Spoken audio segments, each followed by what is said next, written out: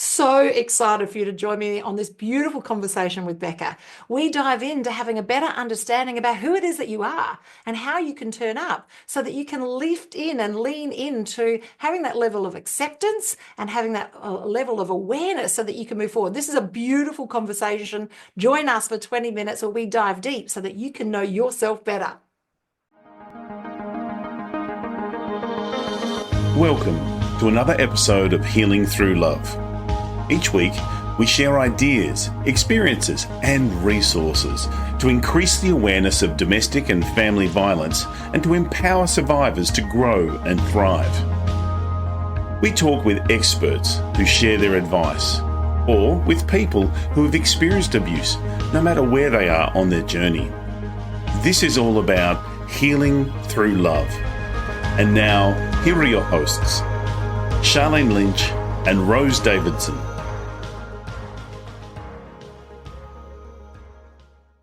Welcome to the Healing Through Love podcast. I'm Sharlene Lynch, and together we're shining a light on hope, resilience, and transformation in the journey to end domestic violence. Each week, we bring you inspiring interviews with changemakers, survivors, and advocates and experts who are making a difference in the lives of those who are affected by family and domestic violence. Whether you're here on a healing journey or you're supporting someone who is, this is your space for powerful stories, practical tools, and heartfelt inspiration. Let's heal through love together. Today, we've got a very special guest. Her name is Becca Stackhouse-Morson. She's founded Stacked Intent. She's going to dive in and explain what that is to help individuals become their most authentic selves. Together, through this life education business, she provides tools and strategies for self-care and personal growth, believing that a healthy relationship with yourself improves every aspect of your life. As the CEO and founder of Stacked Intent, LLC, Becca is a certified family life educator. And there's just so much more. I could go on. But over the last 20 years of experience with personal growth, and she doesn't look that old, just saying, Becca empowers others to navigate their life's changes, whether it be managing health, relationship, finance, or well-being, all while staying true to themselves. Hi, Becca. Hello, thank you so much for having me today. I'm excited to be here. Oh, it's beautiful to have a conversation, and I understand that to get to where you are right now, there's got to be a story. So, Becca, are we okay to tell the story of how you got there? Oh, yeah. So, my business, I kind of always wanted to own a business, but the relationship side really came through. I grew up in a house that really encouraged us to understand our relationship with ourself, love ourself, not really put an emphasis on romantic relationships, but building friendships, building who we were. And then as I kind of watched it, there's friends that didn't have that. There's friends that typically bounce from one relationship to another or different aspects like that. And then when I went to school, my bachelor's is in social sciences, and then my master's is in family studies. And then for 6 years before I opened Stacked Intent, I worked as a county extension agent, which is in the US, it's a leg of the land grant universities. So every state has an extension, a university that has extension. And so I did that for 6 years, and I worked with little pre-K kids, but I also worked with middle schoolers, and then I worked with married couples, or I worked with single parents who were having to go through some court-ordered education so that they were meeting their requirements. And in all of that, these middle school kids, I just really saw that their education came from their home styles that weren't always that great. I mean, we lived in a very, very impoverished county, and so the kids' home lives weren't always great. And so they either got it from home, which were typically very unhealthy patterns that were taught to them, or they got it from our media, so our music, our TV shows, our movies. And when you really dissect some of that, things like your domestic violence, abuse, unhealthy relationships, it gets romanticized to be okay. And so I just really found this drive and this passion to make sure people understand that healthy is an option. Having a healthy relationship is an option, whether it be a romantic partner, friendship, coworkers, whether it's your relationship with family, or whether it's that relationship with you have with yourself. And it starts with the self. Because if we don't have a healthy relationship with ourselves, then we're going to accept all kinds of things from other people for sure. And so I just really found this drive to want to help people with that. And then I got married in 2022 and we decided to move. And so I decided making lots of changes at the same time sounded like a great idea.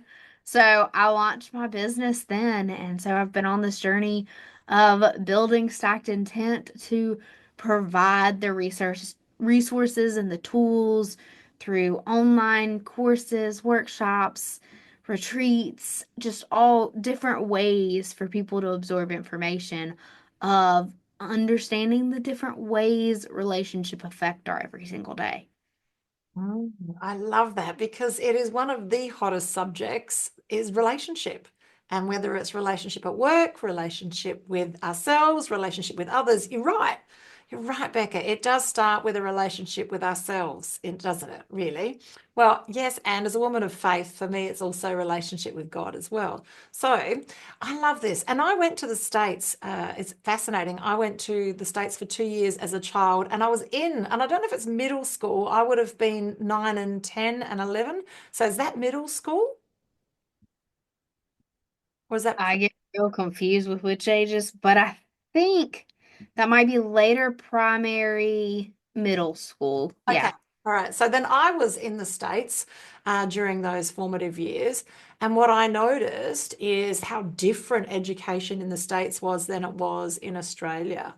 And like it was a culture shock to me to Oh, have I would a very different experience because the education system is so different, is that I was put advanced a year when I got there, and when I got back, I was put back a year. So it's just a strange environment, sort of totally missed year five in the process, and that's okay. I still obviously survived, but yeah, education is very, very different all around the world.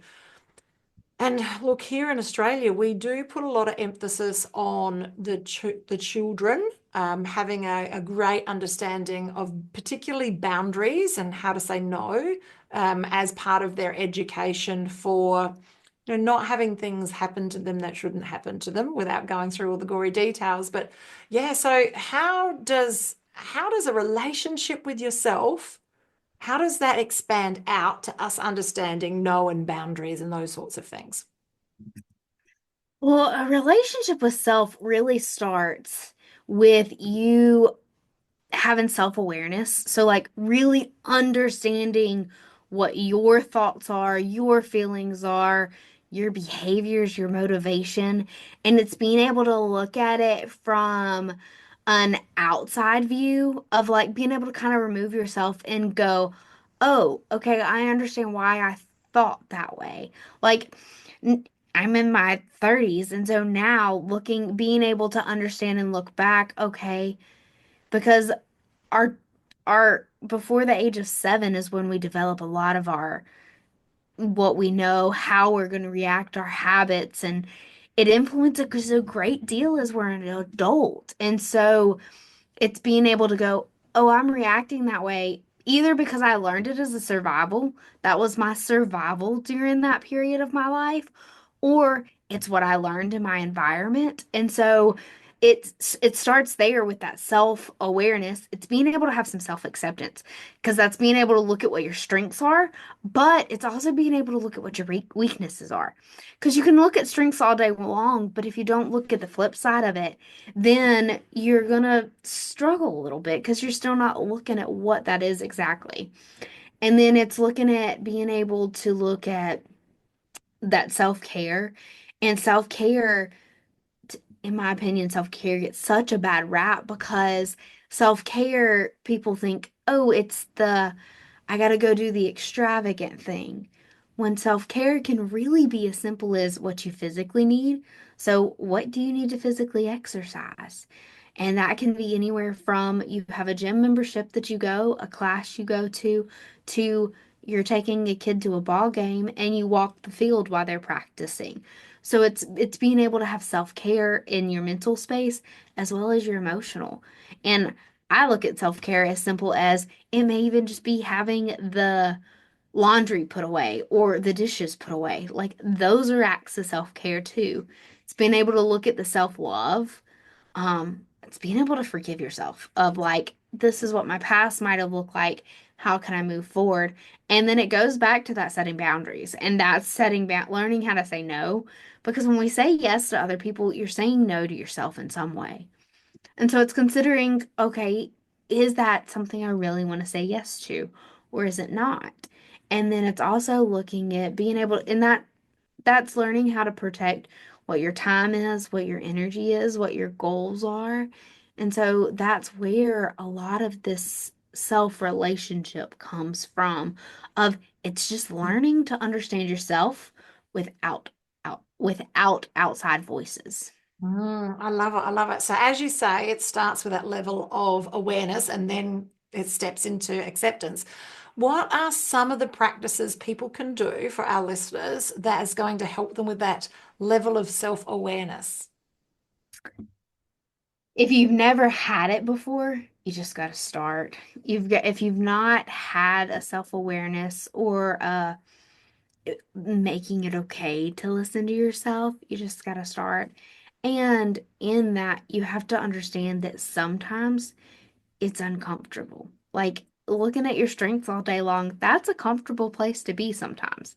But looking at what your weaknesses are, that's not always comfortable because you might have to acknowledge when you said something wrong to somebody, when you didn't react right, when you could have handled a situation better.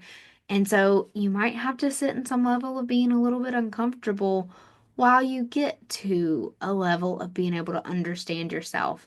And so it goes back to really looking at what your values are and looking at what's important. Like for me in my day, it's really important for me to get my rest. It's important for me to get up and do my journaling and my devotional, and then my exercise is important in my day, and then spending some time with my husband. So when I balance those three out in my day, it those become my bigger priorities in the day. And so it's learning what your priorities are and what you need them to be and knowing that seasons of life they're going to change. It's going to adjust and it's going to shift. Like my devotion journal time, it is something that from the age of like 7 years old, I have done at night. And I would go to bed sometimes at like 8 o'clock, but like stay up another 2 hours and do it. But when I met my husband and we got married, so I had that habit for 22 years. And when we got married, it didn't work for it to be at night anymore because it's when he and I got to talk. And so it took me a year and a half to figure out it's like I have to have this. Like it's important in my day, but it doesn't work where it's worked for 20 years. So now I help him get off to work, and then I do it after he goes to work, and that time really works. Which switching it to morning was an adjustment, but I needed that. I knew I needed that, and so it was important to refine that time. And so that's it. It's finding the things that are important for you in a day and finding where they can fit in your day so it doesn't become an overwhelming task, but you understand where you need it. And it's going to help you build a stronger relationship with yourself because you're meeting your own needs in a healthy format. Absolutely. I love my journal and same. So I got married in 2023. So that's late in life. I'm 58 now. So I left it a little bit long, but that's okay.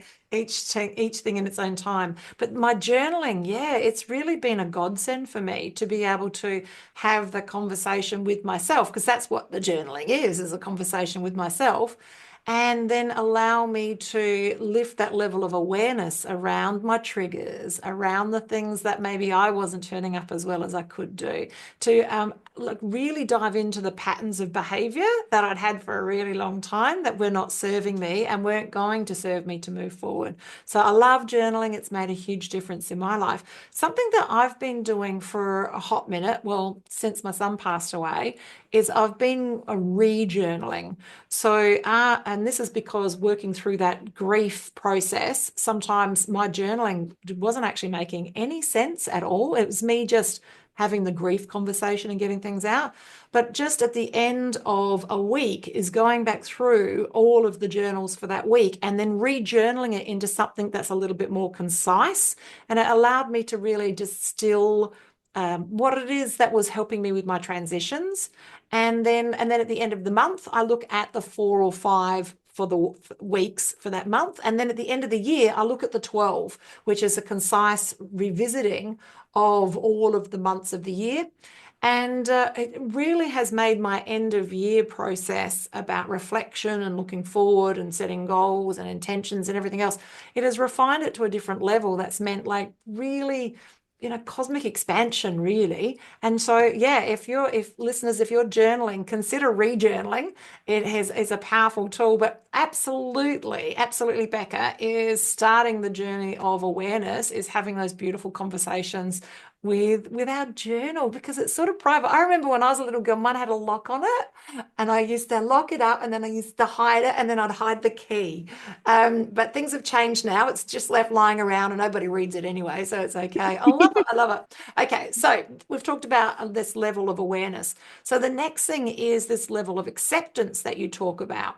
How do we, warts and all, bad stuff, shadow stuff, all the stuff that's not necessarily amazing. Yes, and it's still who we are and what we're doing and what we sort of behaviors we've put together to get us where we are. And as you say, survival mechanisms. How do we shift from this level of awareness into this level of acceptance? I do think journaling really helps. Journaling helps finding a friend that's trusted to talk to, finding a professional to talk to, having some of those people. But it's looking at your thoughts, it's looking at what your feelings are, and it's tracing it to what those behaviors are. Because a lot of times our behaviors come from a feeling or thought.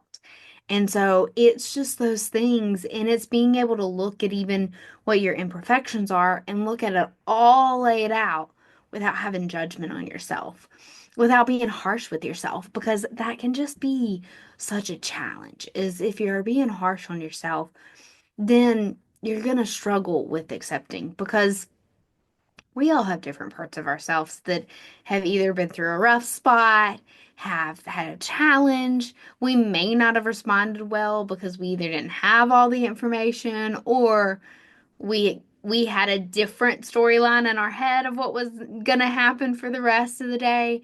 And so it's accepting what you do. It's accepting how you react, taking control of it, but then being able to turn it back around and have that foundation of confidence in yourself and self-esteem. And it starts with building that foundation.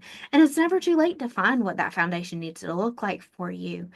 And it's being able to build that. And so it's being able to find the ways of it may be that you're needing to be mindful. So mindful in a certain area of your life. Um, Self-talk. I think that is one of the biggest ones of like self-talk because we can say more than 90% of what we say to ourselves can be negative. We're one of the worst critics for our own self. And so it's starting to capture the negative self-talk and turn it into some positive and encouraging statements. And one way that I've done that throughout my life is I write on my bathroom mirror. Like I used to share a bathroom with my little sister, and so she'd just get to see all of the bathroom writing. And now my husband gets to look through it sometimes. And so it's just being able to reframe for yourself something that's positive. so that you're not just sitting in the negative, because that's an easy place to get stuck if we allow it. And if we let the people that are the closest in our influence, if they're negative, then we'll adapt that on ourselves as well. I love this. This is so rich. So, yes, now I want to know how forgiveness plays into this level of acceptance. Are they two individual things? Are they the similar process? How does forgiveness work to shift us through that level of acceptance? Forgiveness is being able to either look at what's happening presently or look at what the past is, whether it was a past relationship, whether it was a past version of yourself, how yourself was in a relationship. And it's being able to look at that past, learn from it, and instead of dwelling on it, you make that learning. You don't dwell on, well, oh, either poor pitiful me or I'm just this way because this happened, but it's being able to go, okay, maybe dissect it a little bit and look at, okay, this, it may have just been, if you could look at a friendship, there was a miscommunication that happened. And that's you, and so you didn't necessarily respond right because there was a miscommunication. And so it's being able to accept that, maybe come back to that friend and have a conversation about it. And if you can't, it's just being able to accept that it is what it is and don't repeat the same cycles. So change it in a next relationship or a next friendship that happens in your future. Oh, I love it. It's so true. So, wow. So, these are lots of beautiful tools and techniques, and it starts with having that level of awareness and then the level of acceptance, and then beautifully weaving in the forgiveness. And, from what I hear, what you're saying is it's playing above the line, not below the line, and having that taking on the level of responsibility is what I'm hearing you say, so that we can actively take a responsibility for how we've been, let's call it programmed till now, and what's, and diving deep into our values so that we can make more valued-based decisions to move forward. I love it. This is a beautiful conversation. I think we could chat all day, Beck. So look, if you're listening today and you're a survivor of family and or domestic violence, we host Pamper Days. So think day spas on steroids, where you come in, it's completely free for you. You'll experience facials, massage, your makeup done, your hair done. You might have your hands done, so a pedicure and a manicure. You might have your chakras aligned, or I don't know, pick a therapy. We have 25 different practitioners at each of our events, and the experience is free for you for the day, just so that you can show how much you are loved. And we hold the space for you to show what's possible for you. If you're listening today and you're a practitioner and you've got a heart for change and you're like, you know what, I can spare a day to hold the space for people to heal and show their true value and move forward, reach out to us. Healing Through Love is now global, and we run these beautiful Pamper Days all over the world. We'd love to connect to you. Now, Becca, back to you. I'd love to add just your final words of wisdom to our audience today. What are your final words of wisdom? I would say that one of the biggest things that I kind of discovered was that it's important to not allow yourself to vanish. And so it is finding the things that are important to you and finding the true way of how you want yourself to be and what matters. And in that self relationship, not allowing yourself to vanish. And doing that through relationships, through transitions, through, going from singlehood to marriage, from no children to having children, from like high school to college, or even from being a parent to becoming an empty nester. And so it's being able to constantly check in with yourself and have ways to check in with who you are and who you want to be as you move forward. I love it. I love it. Thank you so much, Becca. This has been a beautiful conversation. It's a goodbye from me and a goodbye from Becca. Thank you for joining us for this episode of Healing Through Love.